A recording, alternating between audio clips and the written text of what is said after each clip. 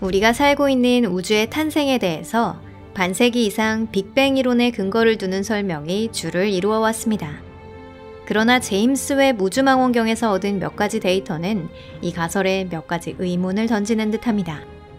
여러분 안녕하세요. 정말 그럴까요? 빛은 노화하는 것일까요? 더불어 지난 수십 년 동안의 물리학은 완전히 잘못된 방향으로 가고 있던 걸까요? 여러분, 여기는 토픽입니다. 지금부터 모든 것을 전해드리도록 할게요. 그럼 시작하겠습니다.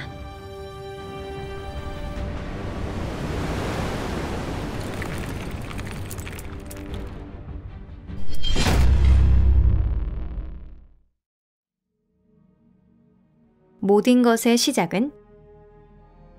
애초에 과학자들은 어떻게 우주가 빅뱅에서 시작되었다는 결론에 도달한 걸까요? 여러분의 실생활에서 가끔 눈에 띄고 나는 문자 그대로의 폭발을 상상하지는 않으셨으면 좋겠습니다. 빅뱅은 폭발이 아니라 우주가 팽창하기 시작한 순간을 말합니다. 그때까지 우주는 특이점이라고 불리는 단 하나의 점으로 압축되어 있었습니다. 즉, 빅뱅 이론이란 무엇보다도 먼저 우주가 팽창한다는 것입니다. 게다가 팽창에는 중심이 없습니다. 우주 공간 자체가 저절로 사방으로 팽창하고 있는 것이에요. 그렇다면 우리는 이 사실을 어떻게 확인했을까요? 실은 매우 단순한 이야기입니다. 20세기 초반 다른 은하의 존재가 증명되면서 과학자들은 곧 그 은하들이 지구에서 멀면 멀수록 붉은 빛을 띈다는 것을 깨닫게 되었습니다. 그 후 몇 년 동안에 걸쳐서는 이 통상적인 설명과는 다르게 현상을 설명하는 몇 가지 가설이 제시되었습니다. 그 중에 한 설에 의하면 먼 곳의 은하로부터의 빛이 적색편이 되는 것은 도플러 효과에 의한 것이라는 겁니다. 이는 오래전부터 알려진 현상으로 파장의 발생원이 관측자를 기준으로 상대적인 움직임을 보이면 그 움직임의 방향에 따라 방사되는 파동의 주파수가 커지기도 하고 작아지기도 한다는 것이죠. 간단한 실험을 통해서 이 현상을 실제적으로 확인해 볼 수 있습니다. 경찰차나 소방차, 구급차와 같은 사이렌을 울리는 차가 옆을 지나게 될 때 소리의 주파수를 주의해서 들어보시기 바랍니다. 차량이 접근해 오면 소리는 점점 더 높아질 거예요. 차량이 바로 옆에 서게 될 때 사이렌이 실제로 내는 만큼의 소리가 들리게 되고 차량이 멀어지기 시작하면 소리의 톤은 낮아질 것입니다. 당연히 실제로 볼륨이 변한 경우도 있을 테니까 그것과 혼동해서는 안 되겠죠. 그건 또 다른 현상입니다. 우주 공간에는 물론 소리가 없지만 빛 또한 파장이기 때문에 도플러 효과가 작용합니다. 즉, 먼 곳의 은하의 빛이 붉은 빛을 띠고 있는 경우 그것은 지구로부터 멀어지고 있다는 것을 의미하게 됩니다. 이렇게 발견된 것이 우주 팽창 이론입니다. 그리고 나중에 이 설은 과학자들에 의한 다른 관측 결과와 함께 빅뱅이라는 일반적인 개념의 기초가 되었습니다. 하지만 전혀 다른 설도 있는데요. 우주는 실제로 팽창하지 않는다는 설입니다. 먼 거리의 은하의 적색 편의는 우리에게서 은하가 상대적으로 멀리 이동하고 있는 것이 아니라 은하의 빛이 매우 오랜 시간에 걸쳐 도달하기 때문에 어떤 종류의 노화가 생기고 있기 때문이라는 것입니다. 즉, 광자가 어떤 알 수 없는 효과에 의해 혹은 지구에 도달하는 도중에 많은 다른 입자와 충돌함으로써 에너지를 잃고 있다는 것이죠. 이 가설은 1929년 프리츠 츠비키라는 뛰어난 천문학자에 의해 제창되었습니다. 참고로 츠비키는 암흑물질에 대한 가설을 처음으로 구축한 사람 중 한 명으로 나중에 이 설은 정론이라는 것이 증명되었습니다. 빛의 노화설을 지지하는 사람 중에는 츠비키 이외에도 많은 저명한 과학자가 있었는데요. 예를 들어 은하가 지구에서 멀어질수록 적색 편의도 커진다는 것을 발견한 위대한 과학자 에드윈 허블이 그렇습니다. 이 법칙은 현재까지도 그의 이름을 따서 허블의 법칙이라고 불리는데요. 그 후에 여러 연구를 통해서 그 설이 옳다는 것이 증명되기도 했습니다. 츠비키의 가설은 오랜 세월에 걸쳐 과학자들의 세계에서는 상당히 신뢰할 만한 것으로 여겨져 왔습니다. 하지만 최신 방법을 사용한 그 후의 연구에서는 빛이 정말 노화했다는 증거는 발견되지 않았습니다. 게다가 빅뱅 이론과 우주 팽창 이론은 적색 편의와는 전혀 관계가 없거나 간접적으로만 관련된 많은 현상에 대해서도 설명이 가능했습니다. 예를 들어 치비키 시대에는 우주 마이크로파 배경 복사에 대한 것은 아직 알려져 있지 않았습니다. 만약 빅뱅이 없었다면 이 현상의 성질은 전혀 이해할 수 없게 되는 거죠. 또한 비평가들이 생각하는 것처럼 빛의 노화설을 정면으로 부정하는 현상도 존재하고 있습니다. 먼 곳의 광원으로부터 발하는 빛은 산란하지 않습니다.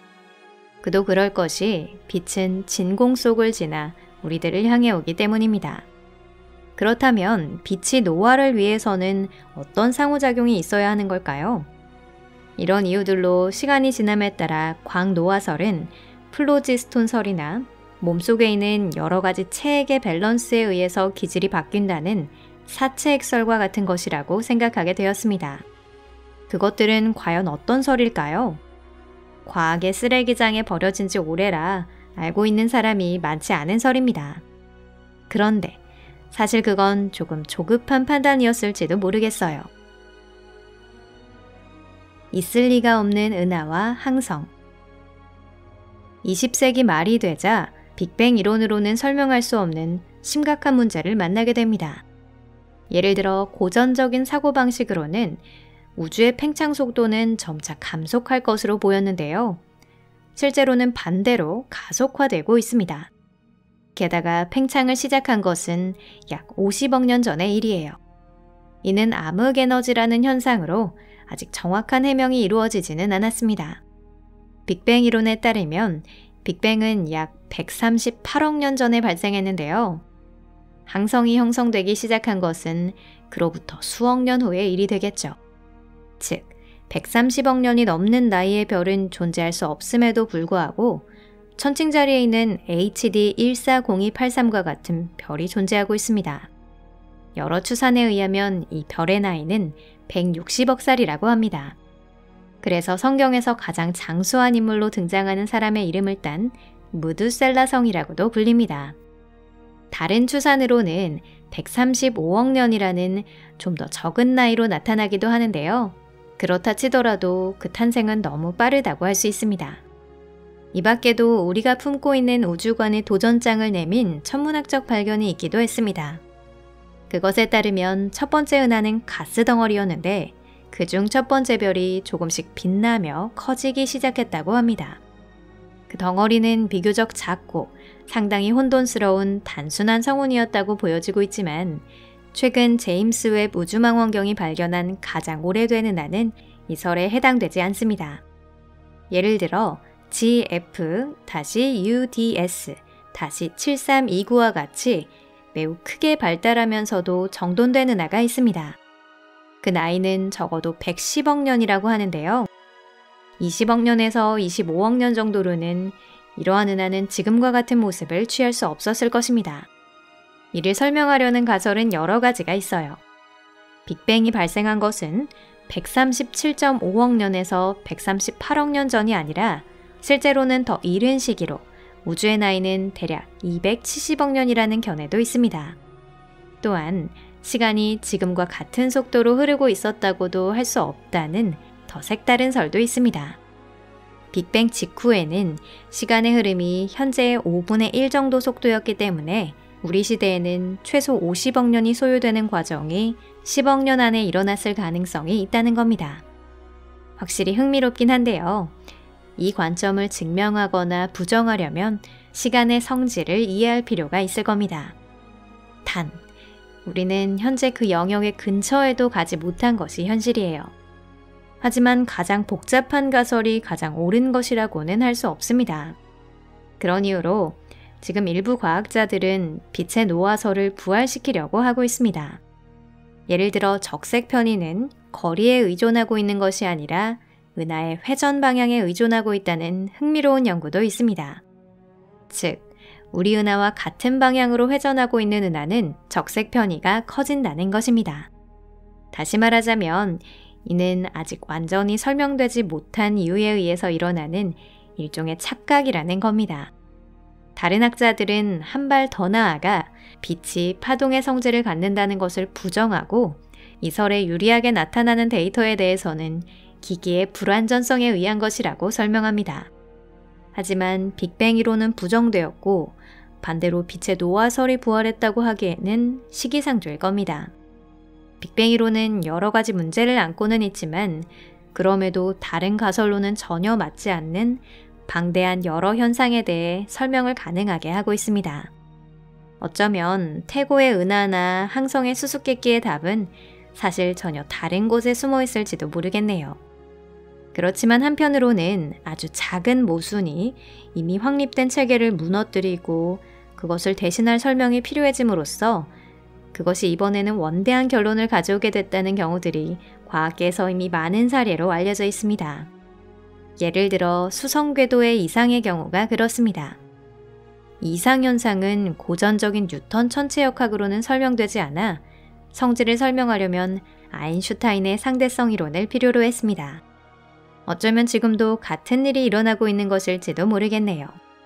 이 영상이 마음에 드셨다면 좋아요를 눌러주시고 SNS에도 공유해 주시기를 부탁드립니다. 여러분의 응원에 항상 감사드립니다. 그럼 다음에 또 뵐게요. 안녕히 계세요.